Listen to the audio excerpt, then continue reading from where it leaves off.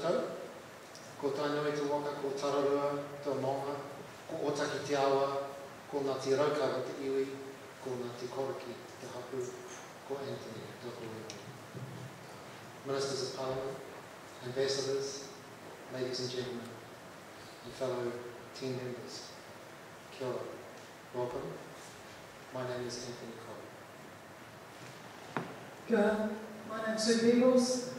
Tonight, Anthony and I have the pleasure of presenting our team, Avocado, our strategy for the future.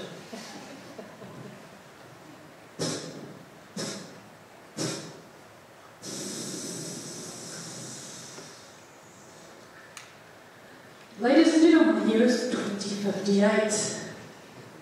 This year represents the demise of large, multi-purpose hospitals. They are out of here. And okay, what does that demonstrate? Very clearly, New Zealand's got to this position where we are world real leaders in e-medicine, e-surgery, front of the bottom unit, preventative medicine, and of course, our high-tech niche development of machinery within the health sector. So, ladies and gentlemen, New Zealand's hospitals have been flatlined. Okay, there's a few people like me who are pretty accident-prone, so there'll be some special needs facilities for people like me. Like I ride a motorbike, so it's all self-explanatory. So how are we going to get there? We have a vision.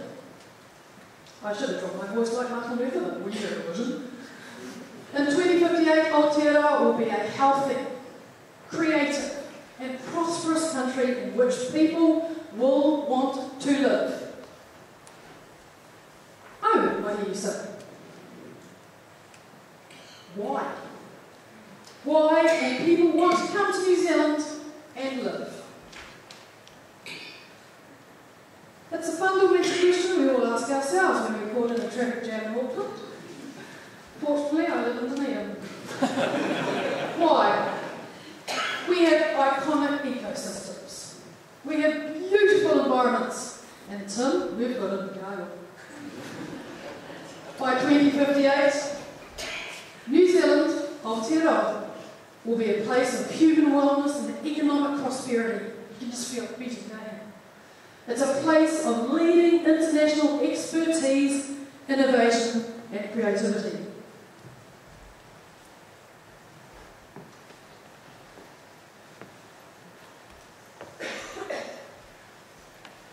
Thank you. Now I'm pleased to tell you that we not only have a vision, but we also have a strategy map that will make it possible for us to get from where we are at the moment to where we would like to be.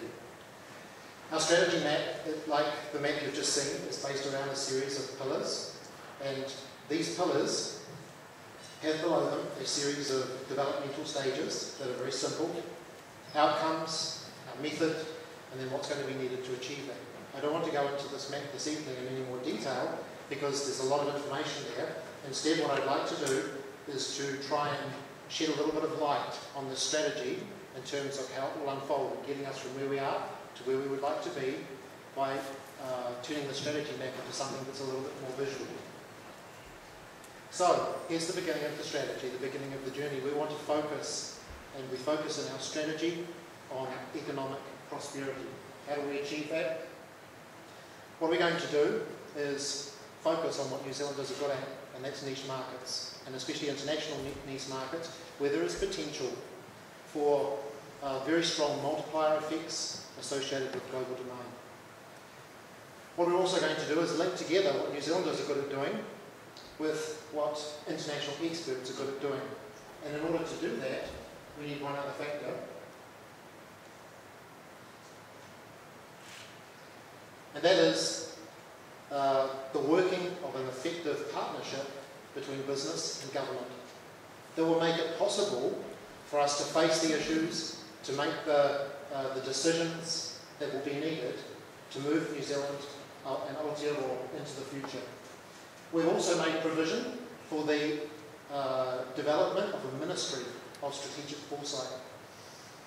based on international models that are currently being developed, that will make it possible for this partnership to not only work together in an effective way, but also to have the institutions, the tools and the technology to begin exploring new futures. Now, to move into a mode of governance in which we plan for the future and we think about the future and strategise, we had anticipated the need for some constitutional reforms. And one of them is movement towards a longer electoral cycle. Now, collectively, this is our first pillar. In other words, all of these activities sit underneath our first pillar.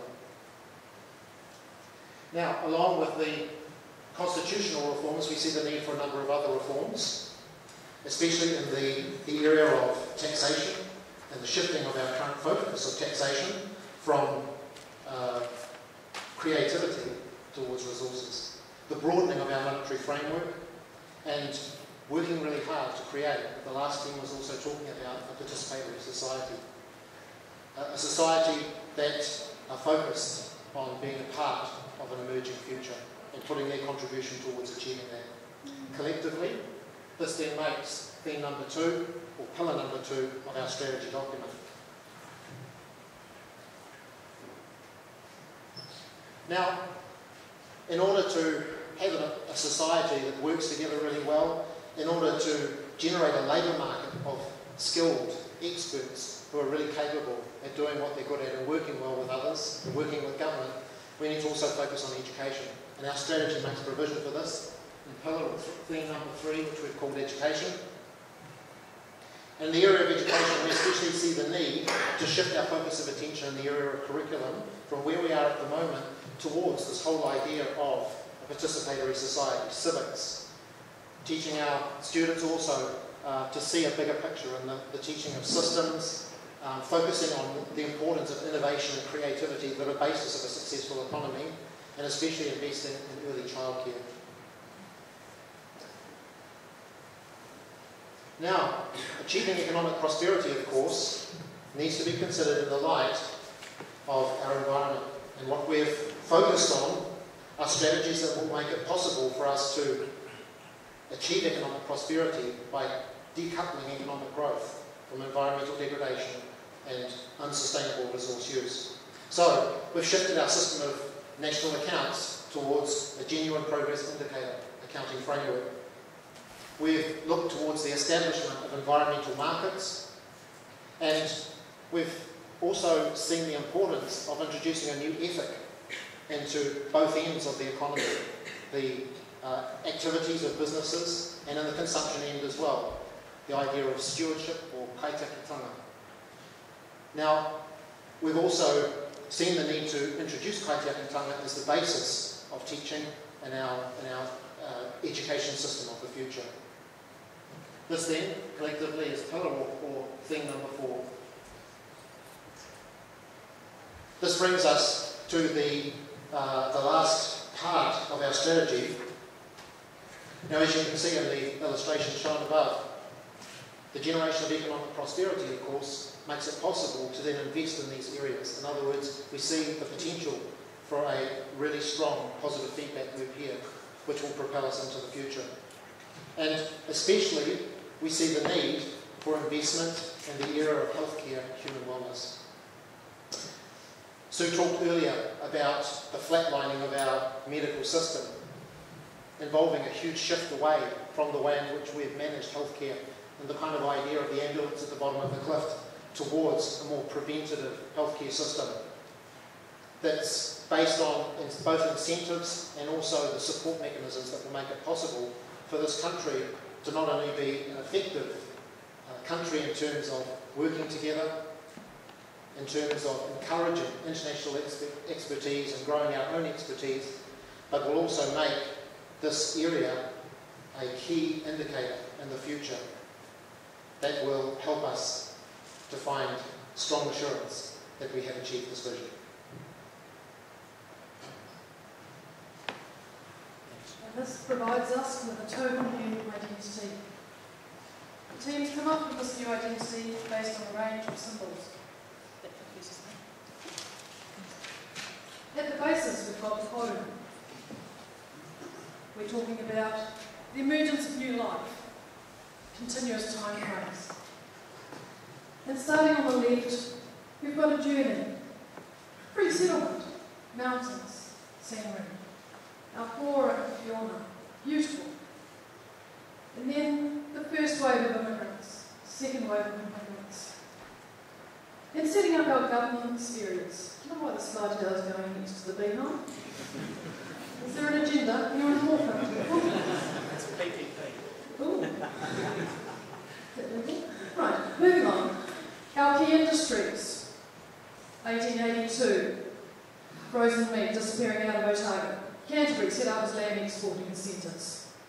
And we're slowly moving away into niche industry areas.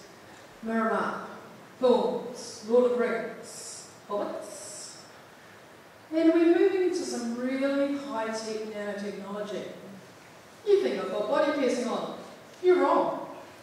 I am tuned into the world. These are satellite mechanisms just to and there's a little gap at the end of that photo. That's where the Web Atlas Cup's going to sit. Oh, sorry, there's a few investors in the room. Ooh. 4 stars, our Southern Cross.